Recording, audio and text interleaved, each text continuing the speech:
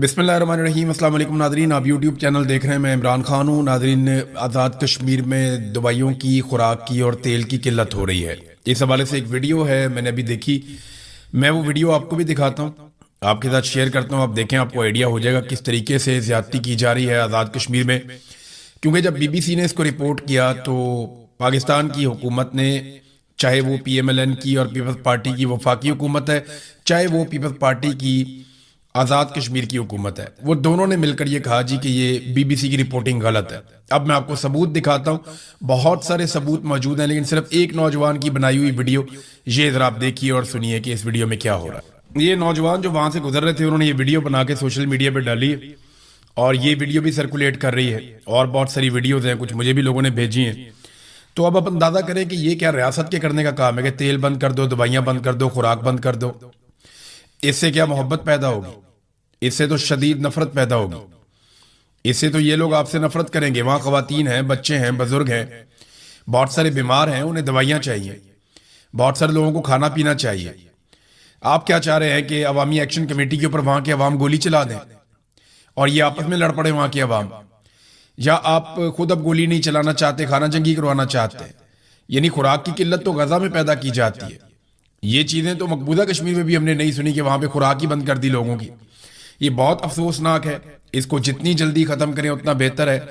अफसार आलम समेत और उनके अलावा कई जर्नैलों का जो पैगाम लाने वाले जो सहाफ़ी हैं, जो फारवर्ड एज रिसीव कर देते हैं, जैसे ही मिलता है वैसे ही उसको पैगाम को फॉरवर्ड करते हैं। उन टाउटों ने बहुत सारी चीज़ें क्लियर कर दी हैं, जिनमें 3 मेन चीज़ें हैं। ये याद रखिए, आज़ाद कश्मीर के तमाम लोग, मिलिट्री एस्टेब्लिशमेंट ने 3 चीज़ों के हवाले से बड़ा क्लियर पैगाम पहुंचा दिया है। ये पैगाम आप सुन लीजिए। नंबर 1, उन्होंने कहा जी कि कलअदमी रखा जाएगा अवामी जॉइंट एक्शन कमेटी को।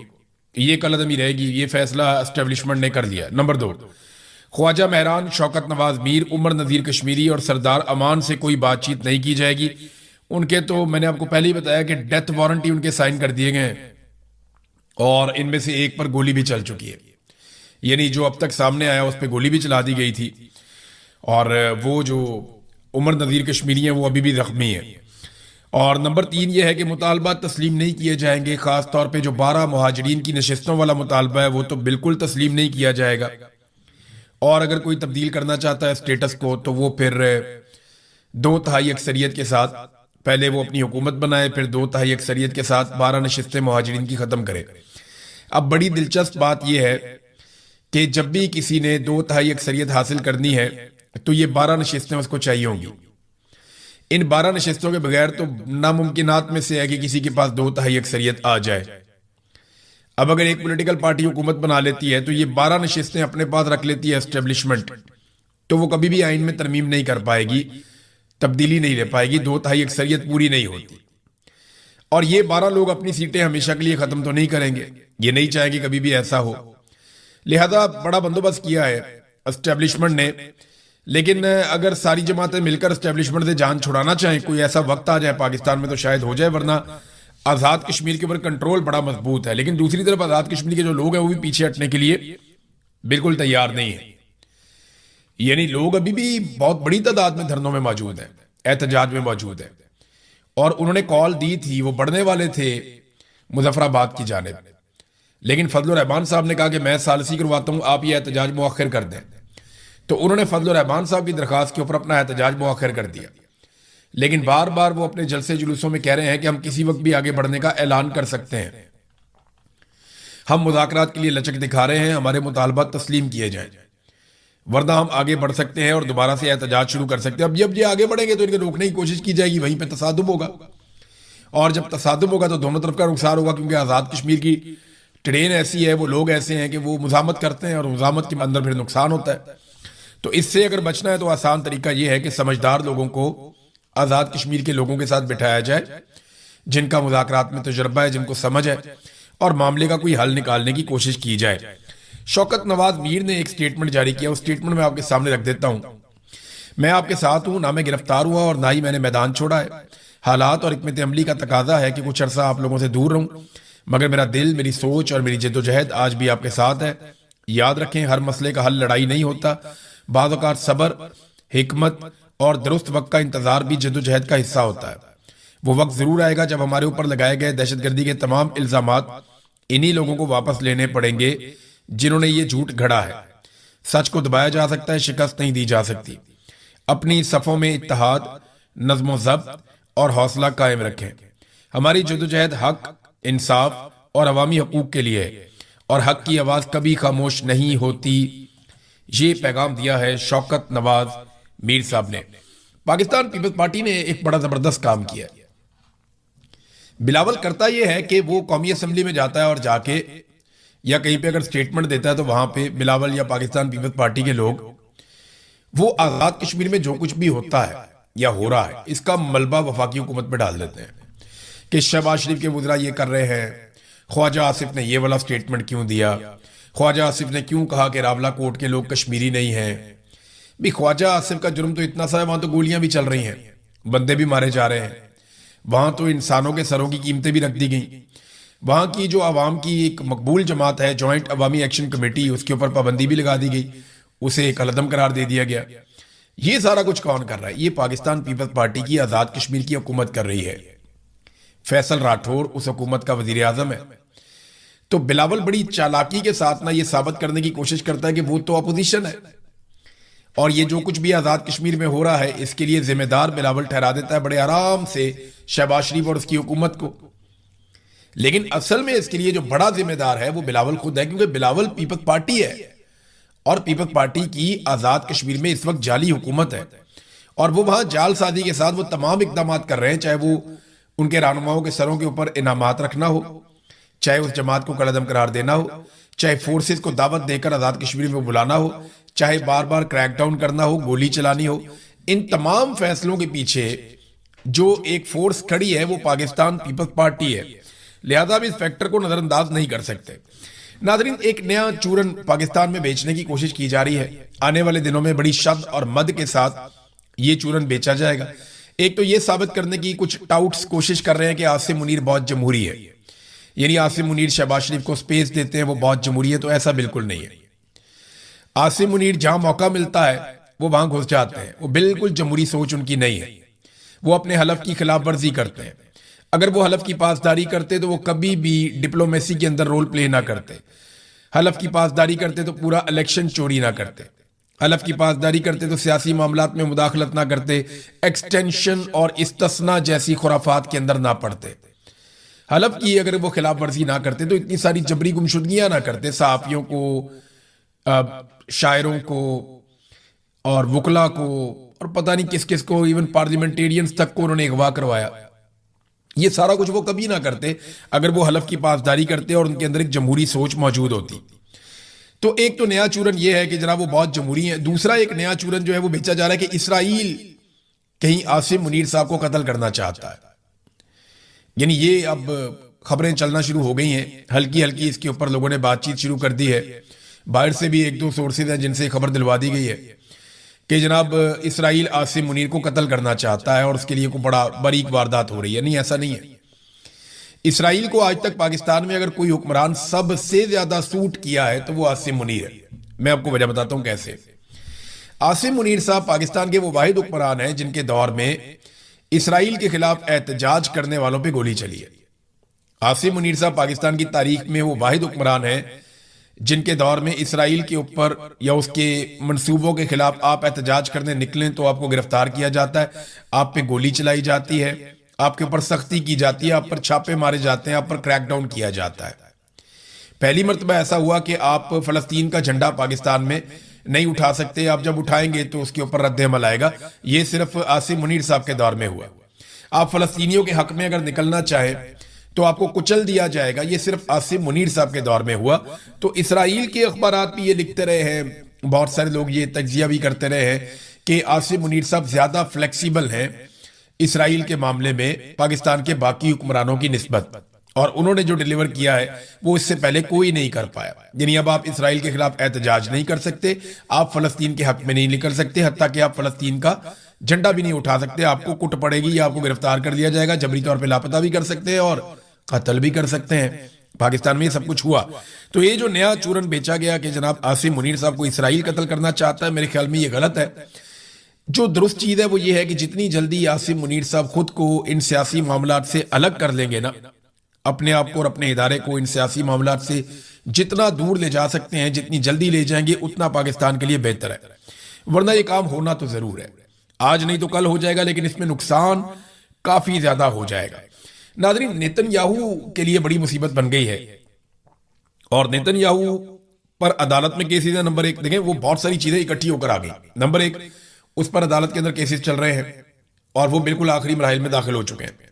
نمبر دو، ایران سے بدترین شکست ہو چکی ہے، کیونکہ اس ریجن میں ایک ہی ملک تھا جس نے ٹکر دینی تھی اسرائیل کو، اور انہی کے لیے تیاری تھی اسرائیل کی ساری، اور وہ یہ ہمیشہ سے بتاتے تھے کہ ایران سے ہم بہت طاقتور ہیں، لیکن ایران نے جس طرح مقابلہ کیا وہ شکست اب نیتن یاہو کے کھاتے پڑ گئی۔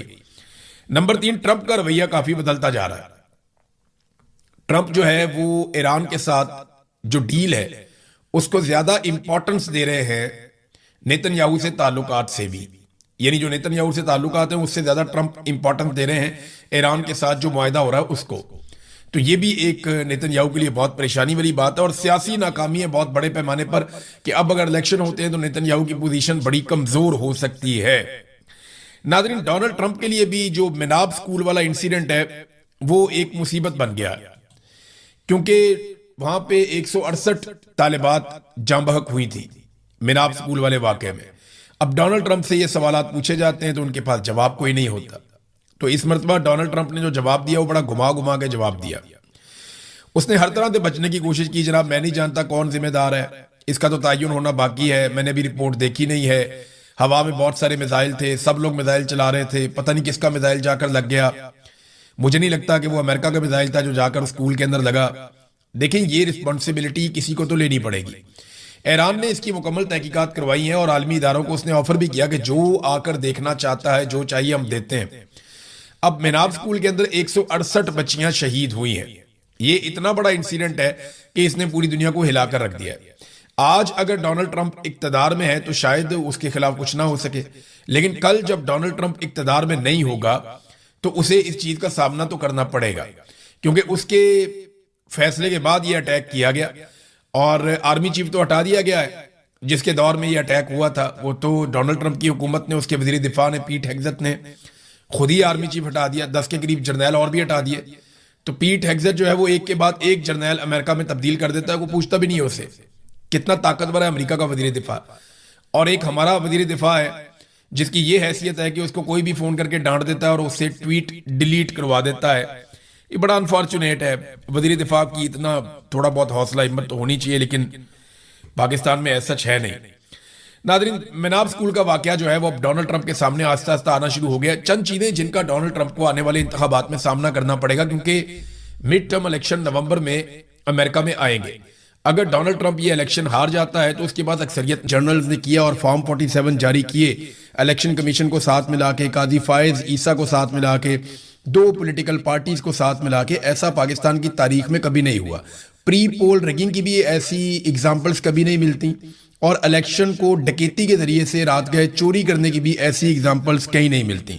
تو فوری طور پہ بار بار پریس کانفرنس کریں، پاکستان تحریک انصاف اس کو اسمبلی کے فلور پہ کہے، ہر جگہ پہ کہے، شہباز شریف جہاں نظر آئے یا ان کے وزراء نظر آئے انہیں کہ جی آپ شفاف تحقیقات کروائیں، آپ نے یہ خود آفر کی ہے کہ الیکشن دونوں کھول دیتے ہیں، تو آئیے اس کو کھولیے اور اس کے اوپر بات کیجئے، اس کے اوپر رولا ڈال کے رکھیں، کیونکہ شہباز شریف نے ایک ریکارڈ سیدھا کرنے کی کوشش کی ہے کہ جناب میں نے تو آپ کو آفر کیا تھا کہ آپ تحقیقات کروا لیں، لیکن آپ بھاگ گئے۔ تو اب شہباز شریف کو آپ بھاگنے نہ دیں، بلکہ انہیں آپ کہیں کہ آئیے اور یہ تحقیقات فوری طور پہ غیر جانبدارانہ اور شفاف تحقیقات شروع کروائیں۔ ناظرین، ایک سٹیٹمنٹ جاوید ہاشمی صاحب نے دیا، کیونکہ میں نے ایک دن پہلے یہ خواہش کا اظہار کیا تھا کہ میں ان کا انتظار کر رہا ہوں کہ وہ کب سٹیٹمنٹ دیتے ہیں، تو انہوں نے مارنگ بلوچ کے حوالے سے ایک سٹیٹمنٹ دیا۔ تو پہلے میں آپ کو سٹیٹمنٹ ان کا پڑھ کے ضرور سناؤں گا۔ انہوں نے کہا جی مارنگ بلوچ کو عمر قید کی سزا ہو جانا پاکستان کے ساتھ غداری ہے، جیسے شیخ مجیب کو اگرتلہ سازش کیس میں سزا دینا اس ملک کے ساتھ غداری تھی۔ ایوب خان سے لے کر عاصم منیر تک سب جرنیلوں نے پاکستان میں علیحدگی پسندوں کو فروغ دیا ہے۔ عمران خان نے انکار کر دیا، اس نے فوج کی بات نہیں سنی، اس نے کرونا وائرس کو اپنے طریقے سے نمٹا اور ایک سمارٹ لاک ڈاؤن کی ایک ٹرمنالوجی لایا، پوری دنیا نے تعریف کی، عمران خان نے کمال کام کر دیا، اور کرونا وائرس سے لڑنے میں عمران خان سے بہتر کوئی نہیں۔ پوری دنیا کے اندر یہ ثابت ہوا. ٹاپ 3 ممالک کی کیٹیگری میں پاکستان آیا تھا پہلی مرتبہ. شاندار پاکستان نے کرونا وائرس کو مینج کیا. اب جیسے ہی کرونا وائرس ختم ہوتا ہے تو دوبارہ سے انہوں نے پلان کر لیا کہ رجیم چینج آپریشن جو پینڈنگ ہے وہ اب ہمیں کرنا چاہیے. جنرل باجوہ کو ایک اور ایکسٹینشن چاہیے تھی. اس ایکسٹینشن کے لیے اس سے وعدہ کر لیا پی ایم ایل این نے, پیپلز پارٹی نے, باقی ساروں نے, کہ جناب آپ رجیم چینج آپریشن کریں, ہم آپ کو ایکسٹینشن کروا کے دیتے ہیں.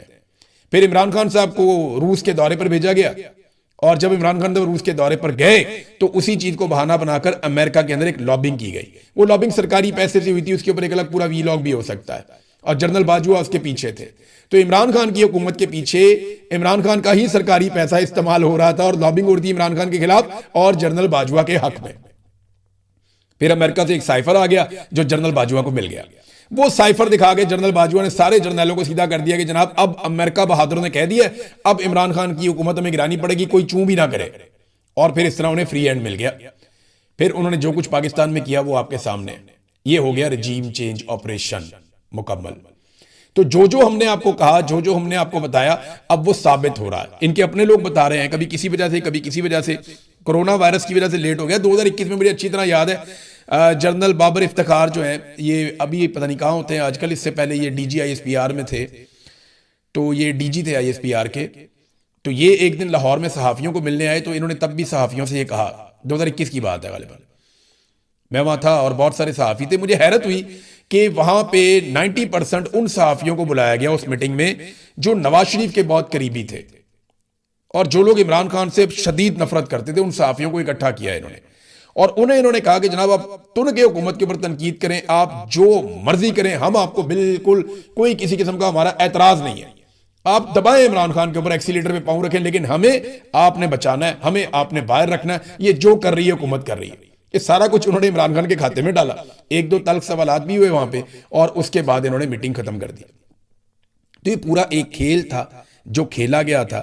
اب آہستہ آہستہ کھل رہا ہے, چیزیں آہستہ آہستہ آپ کے سامنے آئیں گی. عمران خان ایک بات کہتے ہیں نا, اللہ الحق ہے, سچ کا خدا ہے, تو جو سچ ہے وہ سامنے آ ہی جاتا ہے. تو اب دیکھیں یہ سچ آپ کے سامنے کس طریقے سے آ رہا ہے.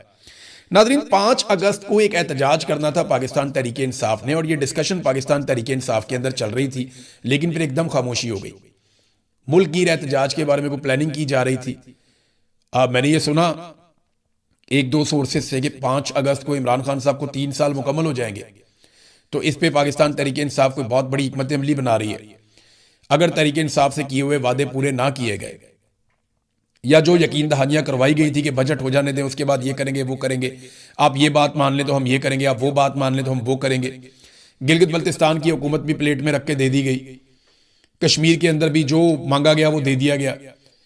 تو اب عمران خان صاحب کے حوالے سے اگر پاکستان تحریک انصاف کے مطالبات یا چیزیں پوری نہیں ہوتی تو پھر 5 اگست کو انہوں نے ایک ملک گیر بڑے احتجاج کا اعلان کیا تھا, لیکن اچانک سے بالکل خاموشی ہو گئی. 2 وجوہات ہو سکتی ہیں, یا تو پاکستان تحریک انصاف کے کوئی معاملات اسٹیبلشمنٹ کے ساتھ طے پا گئے ہیں جس کی وجہ سے انہیں خاموش رہنے کا کہا گیا, وہ خاموش ہو گئے, یا پھر انہیں لگتا ہے کہ ہمیں منت ترلئی کرتے رہنا ہے اور احتجاج کی سیاست نہیں کرنی. کسی نے ان کو منع کر دیا تو انہوں نے اس کے اوپر بات کرنا ہی بند کر دیا ہے کہ 5 اگست کا احتجاج کیسے ہوگا, کیوں ہوگا. دیکھیں, اگر تو یہ ایک مومنٹم بنا کر چلیں گے نا, 1.5 مہینہ اس کے پیچھے لگائیں گے, روزانہ کی بنیاد پہ بلٹ اپ کریں گے اور پھر احتجاج کریں گے, تو پھر بہت بڑا احتجاج ہوگا. لیکن اگر یہی یہ جولائی کے آخری ہفتے میں اناؤنس کر رہے ہوں گے کہ 5 اگست کو ہم احتجاج کرنے جا رہے ہیں, پھر کوئی احتجاج نہیں ہوگا. پھر اس کو ڈیفیوز کرنا بڑا آسان ہوگا ملٹری اسٹیبلشمنٹ کے لیے. بہرحال پاکستان تحریک انصاف نے بھی کوئی اناؤنس نہیں کیا. عمران خان صاحب اور بشرا بی بی کے حوالے سے 2 کیسز ہیں. ایک بشرا بی بی کی فیملی نے کیس کیا, اور ایک عمران خان صاحب کی بہن علیمہ خانم نے کیس کیا. یہ کیس کے بارے میں نے آپ کو پچھلے ویڈیو میں بتایا تھا. اب یہ کیس مقرر کر دیا گیا ہے کل کے دن کے لیے, پیر کے دن کے لیے.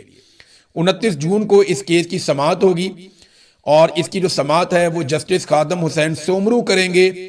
اور کیس مبشرہ خاور مانکہ اور علیمہ خانم, ان دونوں نے یہ کیس کیے ہوئے ہیں. یہ 2 مقدمات ہیں, اور قید تنہائی کے خلاف یہ مقدمات ہیں. تو اب دیکھتے ہیں کہ اس کے اوپر کیا ہوگا. اس کے اوپر یہ ہوگا کہ وہ جیلر آ جائے گا, وہ آ کر کہے گا کہ جناب اب ہم عمران خان کی اور بشرا بی بی کی ملاقات کروا دیتے ہیں ہفتے میں 1 دفعہ, اور جناب ہم نے 1 دفعہ یہ کیا تھا, 1 دفعہ وہ کیا تھا, کوئی قید تنہائی نہیں ہے. تو یہ اس قسم کی آگے کہانیاں سنا دیں گے. لیکن یاد رکھیں کہ جتنے سیاستدان ہیں یہ سارے یاد رکھیں کہ جو اگزامپل سیٹ ہو رہی ہے نا, یہ ان کے اوپر بھی آئے گی. یہ جتنے ملٹری اسٹیبلشمنٹ کے اندر بندے بیٹھے ہوئے نا چوڑے ہو کے، ان کو لگتا ہے کچھ بھی نہیں ہونا، کل کو اگر یہ لوگ قابو ہو گئے تو ان کے ساتھ بھی یہی ہوگا، کوئی اس سے بچے گا نہیں۔ جو نفرت آپ نے پھیلا دی ہے نا، قوم تیار بیٹھی ہوئی ہے جوتیاں ہاتھ میں پکڑ کے، اور قوم نے چھوڑنا کسی کو بھی نہیں ہے، یہ میں اچھی طرح جانتا ہوں۔ اور ایک وقت آئے گا کہ آپ سارے آگے لگ کے بھاگ رہے ہوں گے۔ حالات یہ ہو گئے ہیں کہ پاکستان کا میڈیا خبر دکھاتا ہے، یہ میں دیکھ رہا تھا جیو نیوز کے اوپر، ایک دو اور چینلز کے اوپر، اور ہیڈ لائنز چل رہی تھی، بریکنگ نیوز چلائی جا رہی تھی۔ خبر کیا دکھائی جا رہی تھی کہ جنیوا میں کشمیری اکٹھے ہوئے اور انہوں نے بھارت کے خلاف احتجاج کیا کہ بھارت مقبوضہ کشمیر میں ظلم کر رہا ہے، حق کے خود ارادیت نہیں دے رہا، اقوام متحدہ کی قراردادوں کے مطابق معاملہ حل نہیں ہو رہا، اور جنیوا میں اقوام متحدہ کے دفتر کے باہر احتجاج کیا کشمیریوں نے۔ میں نے گنا تو ٹوٹل 12 کشمیری تھے، 12 کشمیری اکٹھے ہوئے اور انہوں نے انڈیا کے خلاف احتجاج کیا کہ مقبوضہ کشمیر میں انڈیا ظلم کر رہا ہے۔ ادھر 12,000 کشمیری نکلتے ہیں اور وہ احتجاج کرتے ہیں اور پاکستان کا میڈیا نہیں دکھاتا۔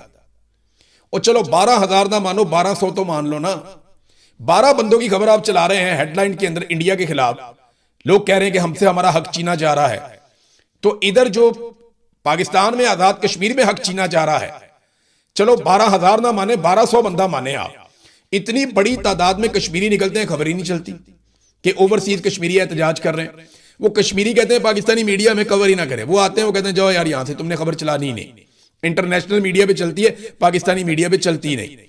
تو یہ جو چیزیں اب کی جا رہی ہیں نا، یہ کشمیری یاد رکھیں گے، اس کو بھولیں گے نہیں۔ پہلی مرتبہ ایسا ہوا ہے کہ خوراک کی ترسیل کو بطور ہتھیار استعمال کیا جا رہا ہے۔